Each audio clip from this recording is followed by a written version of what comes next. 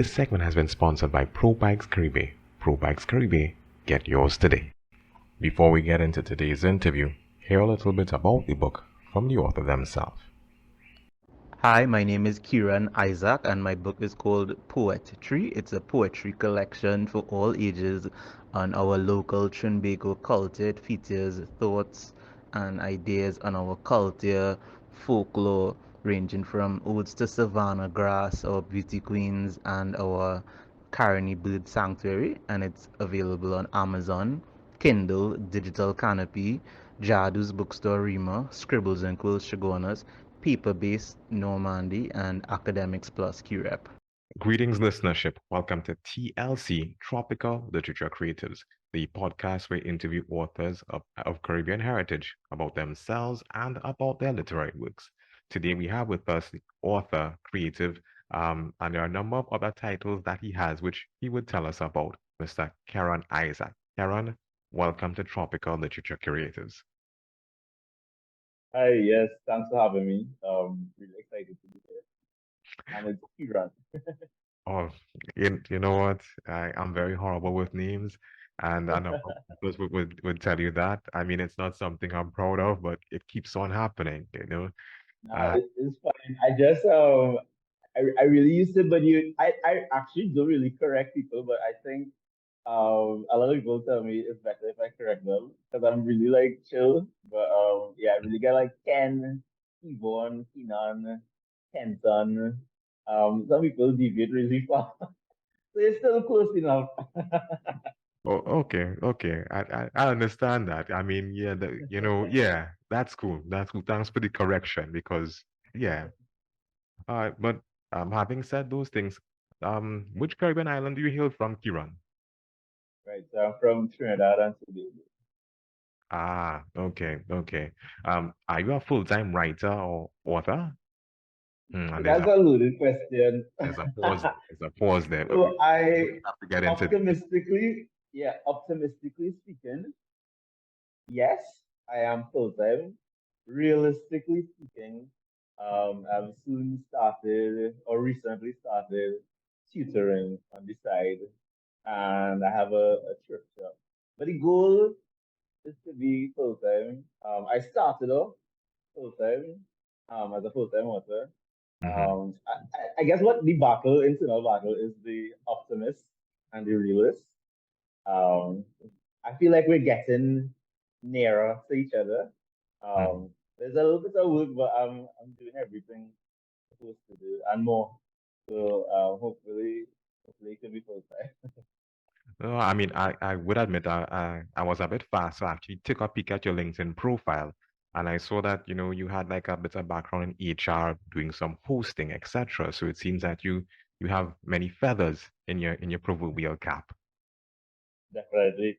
Yeah, so I started off on the medical school route my whole life. Um, Ended up in the hospital last year of A levels, so that really messed up my chances of a scholarship. Oh, I moved to HR after that, which mm-hmm, wasn't mm-hmm, something I planned to do, but it was better than staying home and doing nothing. mm-hmm, And in HR, of all places, I worked for powerful WHO, which redirected me to medicine because they saw my passion and they all helped me reapply for medicine. And it was like the most serendipitous thing because I had kind of thought I was walking away from it. And mm-hmm. there were a lot of doctors there, they saw my passion, so they helped me reapply for medicine. I got back into medicine, and then the pandemic happened. Oh, And then I lost like three scholarships. So I took a step back, and my mom said, "Do something you love," which for me, a lot of science students despise writing and English. mm-hmm. I guess I'm the anomaly. I love it. And there was even a English course in pre-med, which was amazing for me. I was just like excited because even though I'm a science student, I really like biochem and all these things. So English was like my breather period in pre-med. And all the other science students are complaining, and I'm just there like writing essays, like, wow, we get to write another essay.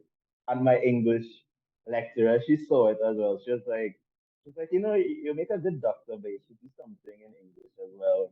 And of course, flash forward to now with the long time, my mom encouraged me to publish. Mm-hmm. And with flash forward, it was a bit of a journey, but it was very rewarding. And I wasn't sure how long the pandemic was going to be, so I told myself I want to release 3 books in 3 years, and then see what happens after that. This is the end of the 3rd year, and then we'll see what happens after that. What were the names of the three books that you wrote? So it started as just poetry. So that was my first collection about culture, nature, love, family, affirmation. Um, then while I was writing what I thought would be my second book, I saw a carnival costume by Valmiki Maharaj and Ben Tyler from Tribe. It was the Mokopui that inspired the second collection, I Am the Tree, which is Mhm. strictly folklore, traditional art, wetland conservation. And then the book, which was supposed to be second, I planned to release it third, but then this year, and this might sound funny, I accidentally wrote a children's Christmas book.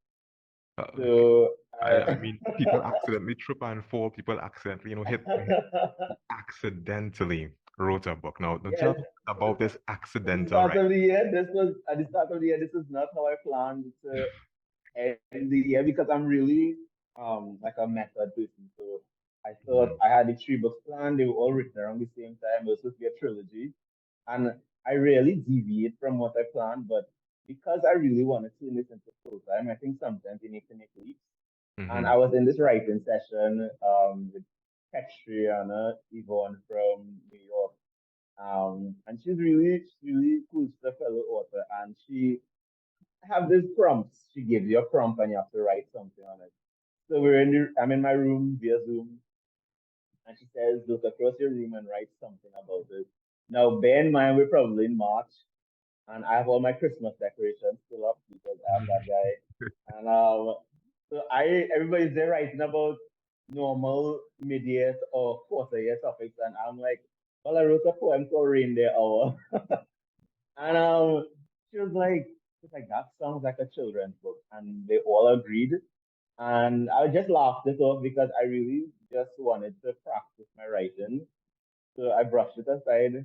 And then something, I love Christmas, I love reindeer, I love kids.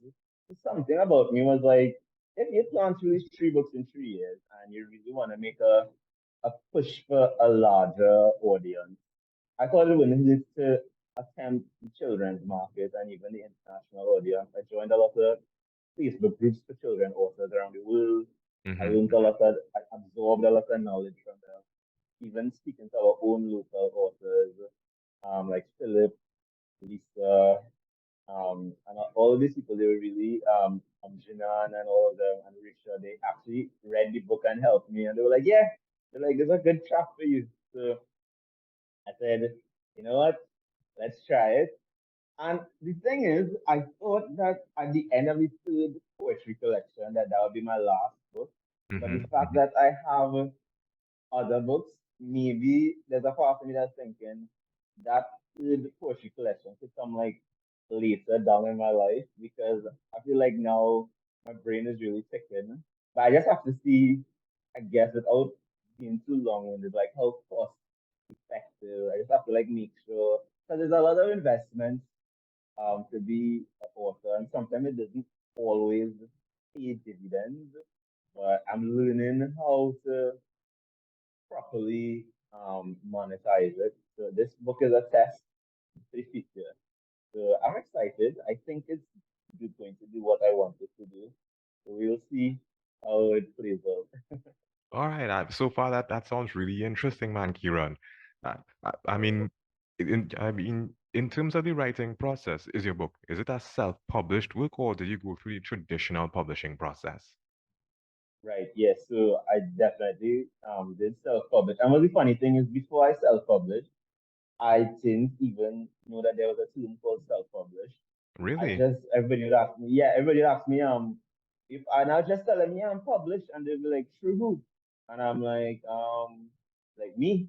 And they're like, yeah, well, that's self-published. So I was like, I guess that makes me a self-published author. Just say, I just say author. published, which is exciting. And but yeah, that's how the route has gone. I just realized my headphone battery is low, so I'm going to disconnect it, and I hope that doesn't affect anything. You obviously self-publishing, it is a big thing. It is gaining popularity in the Caribbean.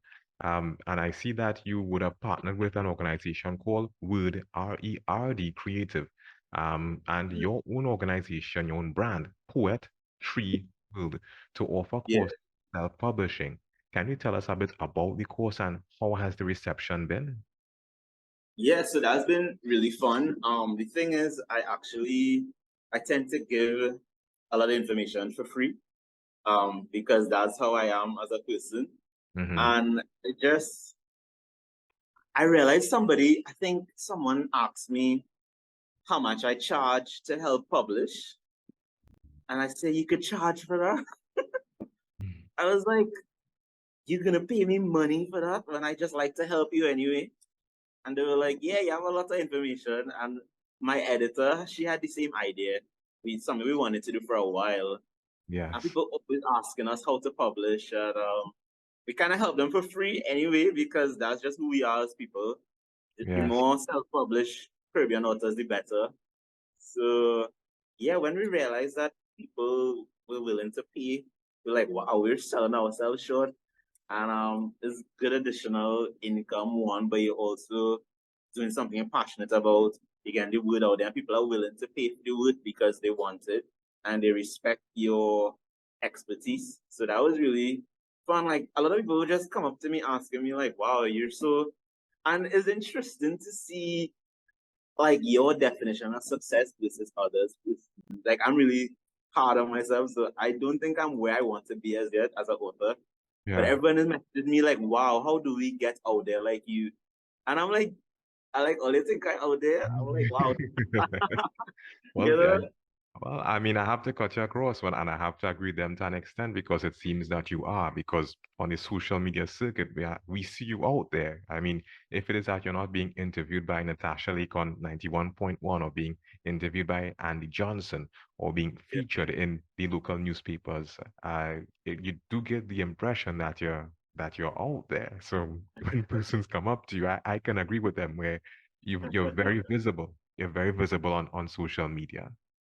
thanks, I appreciate that. And that's another interesting thing. I think I guess sometimes it's good to hear that because I think sometimes while it's a fun journey, I think sometimes you get a little I guess inundated in the you're so hard on yourself, you're like really you're kind of in the zone that you don't really realize the impact from the outside. So sometimes it helps to put things in perspective when someone says like, okay, I see you're doing good work, like keep it up. So that's always and refreshing to hear. Ah, and I can imagine. I mean, you talked about your definition for success, how it's different for persons, and even though in your mind, you may not see yourself as where it is that you want to be, at least not yet, other persons have a different point of view. Yeah, definitely. And it's really interesting, like the mirror, I guess we view ourselves at versus how others view it. But I think it's really encouraging and just love to support other authors. I'm always excited, always like sharing other authors in book exchanges. So that's really fun. That's probably one of the best aspects, which I probably didn't expect. It's probably been one of my favorite parts of it, like just connecting with other authors, like the human aspect of it. Okay, yeah, because we authors are people. Authors are people. Right? Definitely. Well, in terms of the publishing process, can you just give us a bit of insight into self-publishing? Not too much detail, just a little bit of Right. an overview, because as you were saying, you didn't know much about it, but you had to Right. know about it, and your exposure has led to you publishing several books. Yeah, so at first I was like the usual, everyone thinks you can only go through a traditional publisher. So I was Mm-hmm. calling all the houses. Some of them straight up don't respond. If they just don't, right? So at first it's like, ouch. But then it's like you kinda get used to it. Mm-hmm. Some respond, some they would say they would give you a value of the course, and you're like, whoa, like okay, I didn't even make that in 5 years, you know. So I remember at the first quote I got, I Mm-hmm. actually was like, maybe I'm not going to publish again. This is better as a dream in my head. And then the guy was like, no, you could do the parts separately. And but what happened is that I just didn't like they, they weren't really honest with me. They kind of switched up the quote and the package, and I mean they were the head of the company, so I can't really, I can't really tell them, there's no way said. So I just decided to walk away from that. It was a little depressing because I was really banking on it. But maybe it worked out for the best because then I figured out, I could find an editor. Um, I found someone recommended me Word Edits, Shellyan. And this Mm-hmm. might sound funny, but I chose Shellyan because in the picture she had a nice smile. And I was like, I'm probably going to get along with her. And this is sounds so funny, but if people know me, that's really synonymous with who I am. I just thought that she'd have a good vibe. And we did, and it worked out really well. I interviewed with another editor who was really lovely as well, but it just didn't work out connectivity wise. But I also recommend her to other people as well for options, and she stays in touch sometimes. So that's the beauty about this. You get to connect with other people. My friend Antonia, she does all my illustrations, just fun, so I keep it in the family. My cousin, he does the layout and the formatting. I always tell people if you have someone else to do something, let them do it because sometimes we try to do everything. I guess they say like jack of all trades, master of none. And as an author, it's good to be able to do a lot of different things. It could save money, but it's also a little stressful. So my cousin with formatting, I've stopped hurting my head as long as I see a screenshot of something I don't understand. I just forward it to him and I'm like, please save me before I before the few hairs that I have on my head. So he's really helpful with that. And then I found a local print shop, Printtree. So I use Printtree TT, and it works out really cost effective. You can also do through Amazon. This recent book I did, I used Ingram Spark, which is an online. You have to be with certain number of pages for children's books. Amazon, you can't go directly through them. But I'll probably get into that in detail another time. But I had to go through Ingram Spark and then they link to Amazon. But Ingram Spark's customer service is AI. So again, I Interesting. almost lost some here once again. Mm-hmm. Um, this book could have been published probably since September, but because I wanted to get the full 4 month Christmas promotions, man. But it published in time, the quality is really good. So there are a lot of options. A lot of times you just have to do a lot of digging and research and comparing. And definitely recommend people to join author support groups on Facebook and social media. Mm-hmm. And even if you see your favorite author, it wouldn't hurt to just ask them a question. Is either they respond or they don't, and most times they're willing to respond. So and it's a community, everybody wants to help. So they would definitely make the time to help once they could. I mean, that sounds really encouraging, man, Kiran. Uh, Yeah. I mean, it sounds so easy, but I imagine going through the process itself, it was not a bed of roses. Right, definitely. Yeah, definitely. But at the same time, you appreciate the effort that you put into it and the lessons that we have been able to learn through you.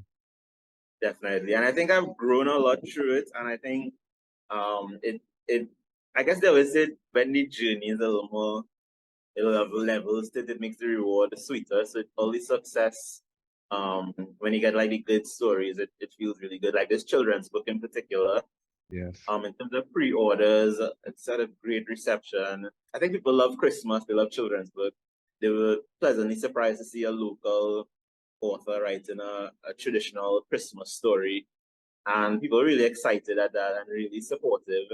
And I've even had persons ask me, is this your first book? Do you have other books? Okay, we're gonna buy your other two books. So I mean, what more can you ask for is really a blessing that you kind of put in the work, you take risks and you see payoff. And meet some really encouraging, supportive people. Uh, it really does sound like an encouraging undertaking. So far, we've been talking about everything about the book and not the books themselves. Uh, can you tell us a bit about, well, first off, well, poetry, then the second one, I Am the Tree, and the third book, Reindeer Hour. Right? Yeah. So poetry, that was my first one. It was like a pun on the word poetry. And Mm-hmm. I felt really proud when I came up with it. I said, this is I, groundbreaking. I saw what you did there, I saw what you did there. Yeah, I Yeah, saw. I was really, really proud of that. And Mhm. I said, okay, this is the book. And I think when the medical school didn't work out, I was looking for something to push to start the new year with a bang. So I told myself this would be something good to look forward to work towards, So I think I started it, um, gosh, like the year the pandemic hit. I think I started it the following January. So it probably came out in 2021. Then I Am the Tree I began working on all of them around the same time because I think if I don't write, I go crazy. So I feel like I'm always writing. It's very therapeutic. Mhm. I think poetry really helped because around that time I'd also lost my grandfather. So it Oh, was like a good, um, a really good sort of solace like writing. I can't emphasize enough how therapeutic writing is. That yes, was really fun. And yes. then I Am the Tree, that was just about folklore, culture, traditional masks. So I got to collab with Junior Bisnat, Keith Simpson, June Sanka, all these traditional heroes who play masks and they do like all the different Dame Lorraine and Moko Jambi and all of that. So I wanted to get to the source, even as a poetry collection. I Mm-hmm. wanted to make sure it was factual. And I even reached out to Ayinka from TTT. And sometimes I was just hoping that she'd respond. I have someone who helps me PR, Dominique. Big up, Dominique. She's really helped me. So she helped me to reach out. And again, as I tell people, you just have to put yourself out there. People are Yes. more willing to help you than you think. And she was, I mean, of course, they're all really busy with media, but whenever she had the time, she would WhatsApp me. She'd say, "This is the number for so," because she interviewed a lot of these people in a series before, all the folklore and traditional mass people. And I watched some of those interviews to get information on them. But I thought it would be better if I could actually go to them directly, to the source. And I Mhm. reached out to her and she was so helpful. So whenever she was done from the interviews, she would send me a contact for this one and that one. And it built. And then I thought it was a full circle moment that I got to give her a copy of the book. And then she interviewed me after. So yeah, it's really supportive for people. Even one of the poems is actually inspired by um Janan. She has a book called The Most Magnificent, which is a really great book for children, Mhm. introducing them to the Magnificent Seven, but they're personified as humans. And I bought it because I was like, wow, I'm actually going to write a poem about the Most Magnificent. And I was like, I don't care if it's a children's book. And I wanted to, I like to support local authors anyway. And Mhm. it was really fun. And I mentioned her the back of the book, and I ended up getting to interview her for something with Word Creative. And she's really Ah, cool. And then she even read my new children's book to preview it. So talk yes. about like a full circle moment. And again, like I keep repeating this, you just never know. You just have to reach out to people. And I think as long as they can, they would help you. And yeah, it's just been a really, really great community. And everybody who helped me, I gave them a shout out in the book. And even there's a powerful book called Folklore Legends Mhm. by, you know, may he rest in peace, Gerard Besson. He's amazing, one of my favorite books. I cherish it even more now. And there's a book called Carnival Suite by Virginia Pacific, hope I pronounced that correctly. Again, I bought them in paper-based bookshop, and the clerk said, "These are children's books," and I said, "I'm the child. I need the knowledge." And yeah, they're great books to learn about the culture. And I think the importance of that project was that it's actually really hard to find writing on our culture. You would Mhm. think it would be a little easier, but a lot of it is oral tradition. Yes, So yes. to be able to put it into writing. When I spoke with Keith Simpson about Sailor Mask, he was so excited, and he's such a great guy. We stay in touch. I gave him a book, and he brought out like all these books that he had about Sailor Mask, and he photocopied like the important segments or sections, and he gave them to me, so I was able to, have a lot of knowledge about that. So again, it was really a coming together of a lot of people who were just passionate about the culture, and they were really impressed that someone my age was excited about traditional mask, because quite frankly, I feel like it's been a little bit eroded from the culture. The focus is now more on the, flamboyant mask, which is also nice, but, I think we could appreciate the both. And then Reindeer Hour, it definitely deviates from my stance to write local, but I also love Christmas, Yeah, and it's yeah. fun. It was, I think if anything, I feel like someone has asked me my target audience. I say my target audience is me, because I like Christmas. I'm a Christmas junkie, I call myself. And what's funny is that a lot of persons who purchase the book are either parents of kids or Yes, yes. fellow Christmas enthusiasts like myself, who have no kids, but they just like Christmas, and it's a feel good story, and they like to support local authors. So yeah, that's been the journey so far. Yeah, really exciting, crazy but fun. No, and it has been quite a journey. The Yeah, research and the persons that you have interacted with. I mean, I imagine when you start your project, you had no idea that A, it would probably get so far, or two, the persons who you would be interacting with during the course of your undertaking. I mean, writing the book just seems like the catalyst, and everything that comes after seems to be the adventure. exactly, and that's something my editor always puts in my head. She said a lot of authors, we need to realize that, okay, writing the book, yes, that's important. That's your baby, but just be open minded to all the other things that could come with it. So she would always like talk to me about branding and merchandise, and a lot of things really are a bit of trial and error. I think like my first book, I got really excited. I said I want to do t-shirts. Everybody will buy a poetry t-shirt. But I had to remind myself, who is poetry? People don't know poetry of a one book. So are they really going to be buying a t-shirt with branded information off of an author who's been around for a month? So I just ended up giving those to my family. So every pop-up shop I come to now, my family wears it and my friends. So that's fun. But I had to be like really intentional about my merch. So then I branched off to umbrellas. I thought it would have been a cool thing to do. And that Mhm. seems to be doing really well, because it's like my first book, poetry, the umbrellas. But people who know me, they would buy that one. And then people who love the Scarlet Ibis. So my second book has the ibis and the coquelicot. So those umbrellas are doing really well. And I always want to keep branching out, but I kind of have to slow down myself, because I'm kind of one of those all at once kind of people.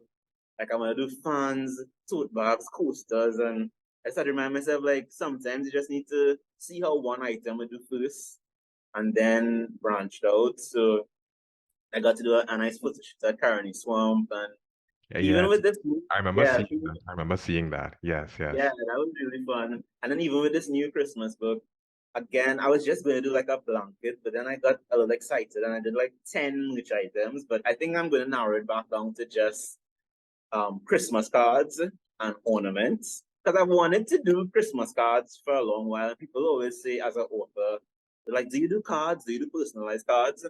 And I say, yeah, one day. And I mean, one day came. So so we have a Christmas card line coming out, Happy Reindeer Hour. We wish you an Ibis Christmas. Um, it's fun, like one of the cards is like, on the first day of Christmas, Papa Boa gave to me an Ibis in my Christmas tree. So Oh no, that's interesting. That is interesting. so some of them are local, and then so you have a local Christmas, you have a traditional Christmas, and and then we doing some ornaments. Funny, right before I came into the interview, I have my family helping me make them, which is fun. But they're like, we're just showing you what to do. You have to take over after. I'm like, no, it wouldn't look as good as when you all do it, because you're all more crafty than me. But the family support is always there, which is good. And yeah, so it feels good, like, you know, because everything comes from like the ground up, and even the cards. At first, I was going to order them through an online publisher, but I figured like by the time I cleared them and stuff, it'll probably be a lot of money. And then I found someone local to do it. But Mm-hmm. again, I love to support locals, so I figured it'll be the perfect fit. So Mm-hmm. yeah, I'm connecting with her, and she said she could definitely do it. So yeah, so that's exciting as well.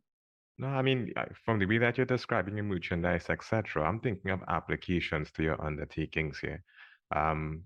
Some persons, I think that their work may be suited towards like primary or secondary schools to help persons reading. I'm not too sure if Right. the targets, but the way that you're describing your undertakings, I'm thinking that a really good application to your work might be in the field of tourism, persons visiting the country, etc. What would your thoughts be if it is that you had the opportunity to partner with the Tourism Board of Trinidad and Tobago to promote your merchandise while at the same time promote what Trinidad and Tobago has to offer? And that's essentially my goal. Yeah, that would be a dream. I've probably reached out, I think.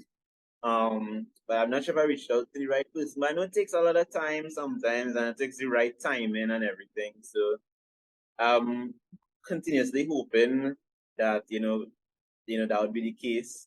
Because I really see the brand as like synonymous with ambassadorship for Trinidad and Tobago.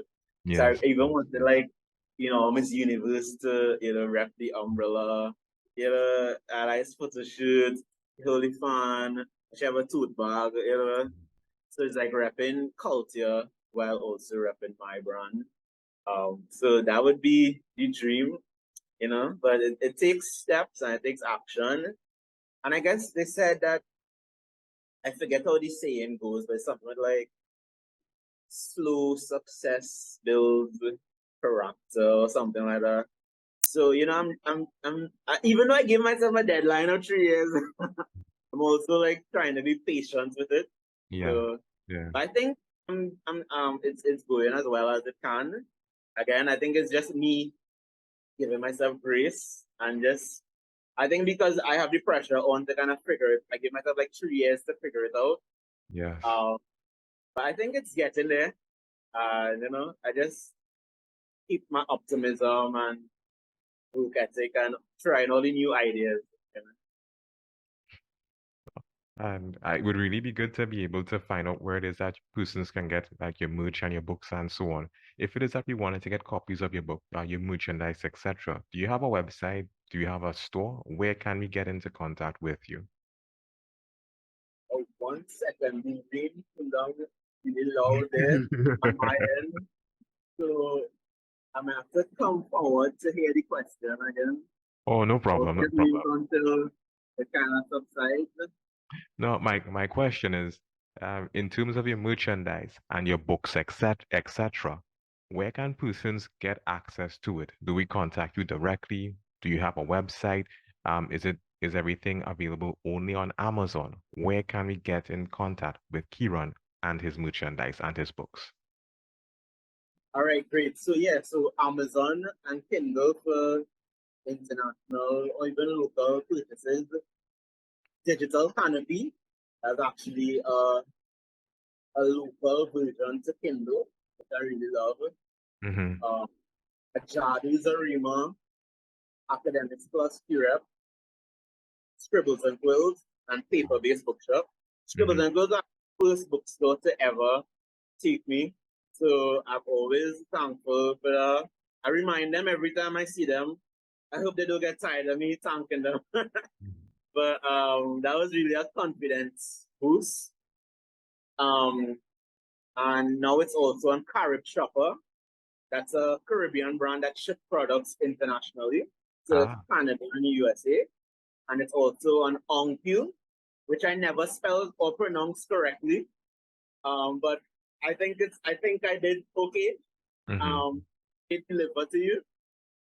Or you can check me on Poetry World on all social media platforms, or 7638566, or poetryworld@gmail.com, and you'll get everything. We're coming to the end of the interview. Is there anything that you'd like to share with us before it does come to an end?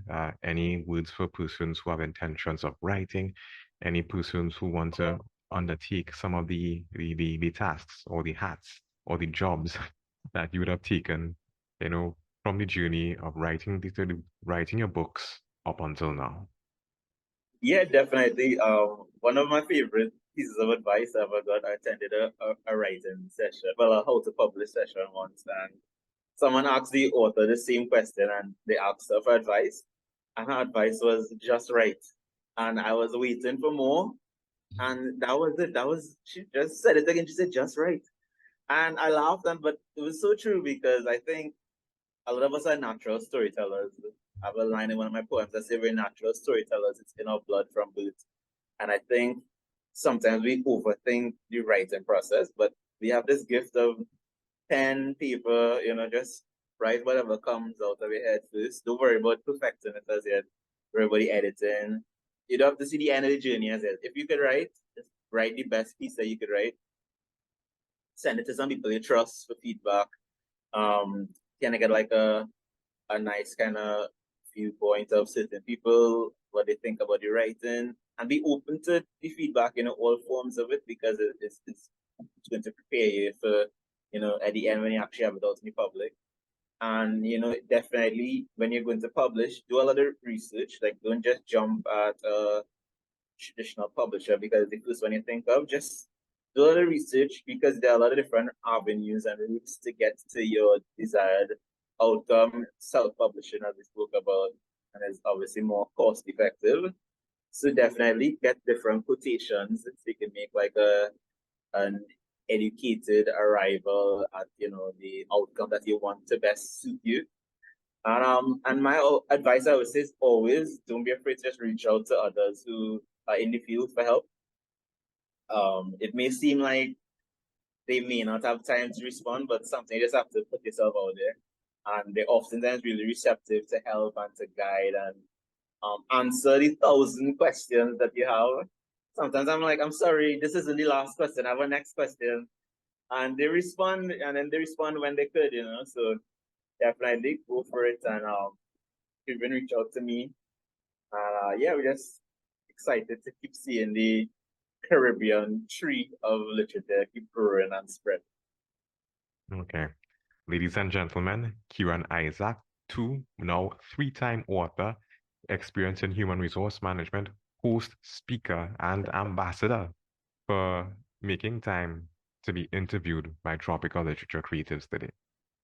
First, thanks so much for having me, and again, thanks for everything that you do for the Caribbean literature field. It's greatly appreciated, and yeah, excited to finally be able to do this. Okay. Well, we look forward to hearing great things about you, Mr. Isaac, and we're looking forward to 2025 to see other stuff that you have planned. For sure. Okay. Take care. That's perfect. You've been listening to TLC, Tropical Literature Creators. If you've heard something of interest or something you like, reach out to us. Reach out to our authors. Follow us on social media. We look forward to hearing from you.